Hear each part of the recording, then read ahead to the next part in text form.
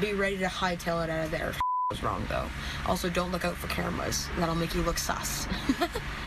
Welcome back to The Factor Uncensored. TikTok is working to remove videos like the one you just saw.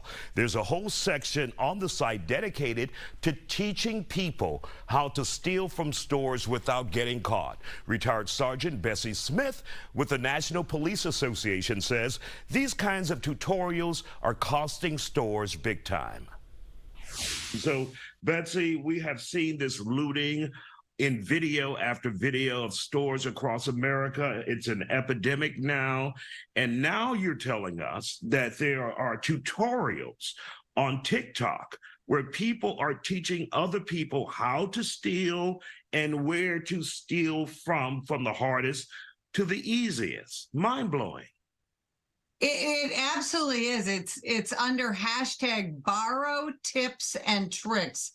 And that's what stealing is now being euphemistically called on TikTok and other social media platforms is here's how to borrow from stores and other people and how to borrow their cars and things like that. So what these TikTokers are doing is they are posting videos that gives people everything from tips on how to use public bathrooms to steal more effectively, what clothing to wear, what bags to carry, and even a list of what stores are the easiest to steal from. It is absolutely, it's unthinkable, and it's just extraordinary that especially young people are able to access this information.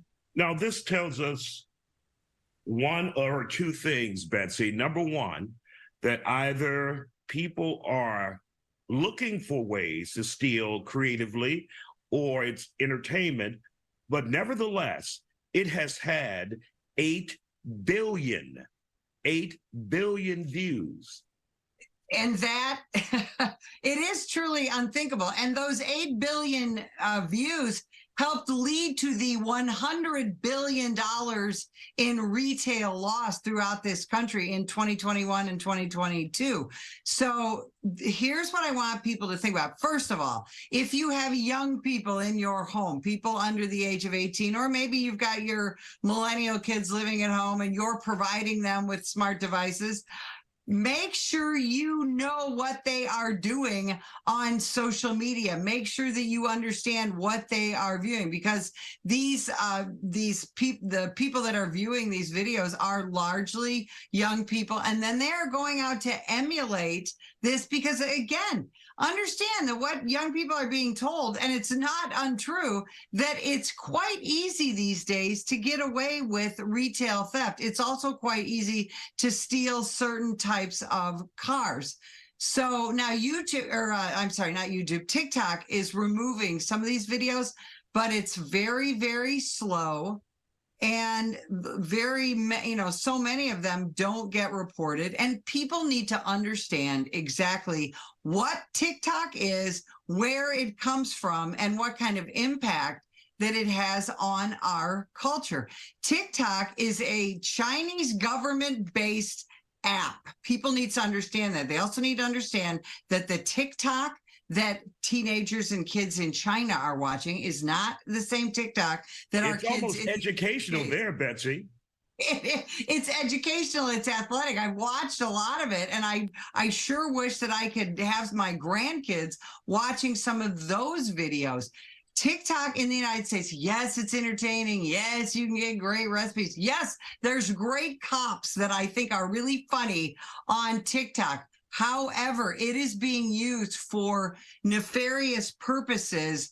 And what these young people are doing is posting videos, not just how to steal, but where to steal, and letting people know that it's okay to go out and steal, that, you can steal less than $900 in some areas and get away with it. And that the police are not responding to certain areas. And it's going to make it not just financially dangerous for business owners, but it is going to make things physically dangerous, not just for business owners, but for customers and for the people themselves who are doing the stealing. If they happen to encounter an assertive security guard, or they run into law enforcement and they decide to fight, this is an extremely dangerous trend that we as Americans have to take seriously. Thank you for joining us here on The Factor Uncensored.